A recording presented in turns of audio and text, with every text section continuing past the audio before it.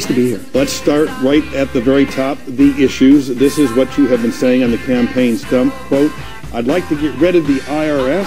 I'd want to get rid of the income tax. What would happen to all those lost revenues? How would we fund our government? You have to cut spending. You can't get rid of the income tax if you don't get rid of some spending. But you know, if you get rid of the income tax today, you'd have about as much revenues as we had 10 years ago. The size of government wasn't all that bad 10 years ago. So there's sources of revenues other than the income tax. You know, you have tariff, excise taxes, user fees, highway fees. So there's still a lot of money. But the real problem is spending. You know, we lived a long time in this country without an income tax. Up until 1913, we didn't have it. But if you eliminate the income tax, you know how much lost revenue that would be? Over $1 trillion. Yeah, that's good. But we could save hundreds of billions of dollars if we had a sensible foreign policy. And if you're going to be the policeman of the world, you need that. You need the income tax to police the world and run the welfare state.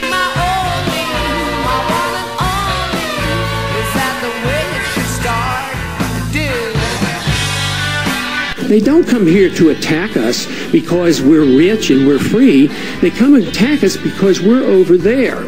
Because we're over there. Then you added this on Tuesday. But Al-Qaeda has determination. The determination comes from being provoked. How have we, the United States, provoked Al-Qaeda?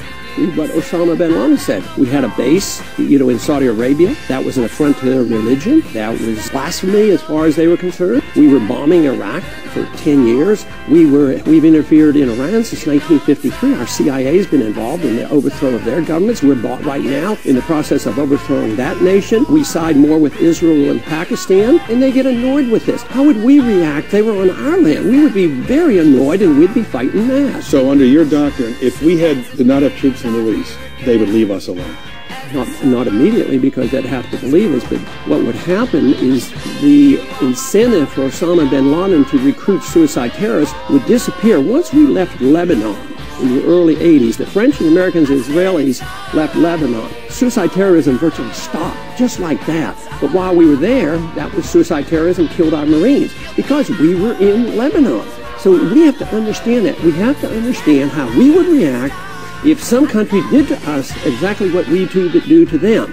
And then we might have a better understanding of their motivation, why somebody would join the Al-Qaeda. Since we've been over there, Al-Qaeda has more members now than they did before 9/11. They probably had a couple hundred before 9/11. It sounds like you think that the problem is Al-Qaeda. The problem is the United States, not Al-Qaeda. No, it's both. It's both. Al-Qaeda becomes the violent. It's sort of like if you step in a snake pit and you get bit. You know, who caused the trouble? Because you stepped in the snake pit, or because snakes bite you? So I think you have to understand both. But why produce the incentive for these violent, vicious thugs to want to come here and kill us?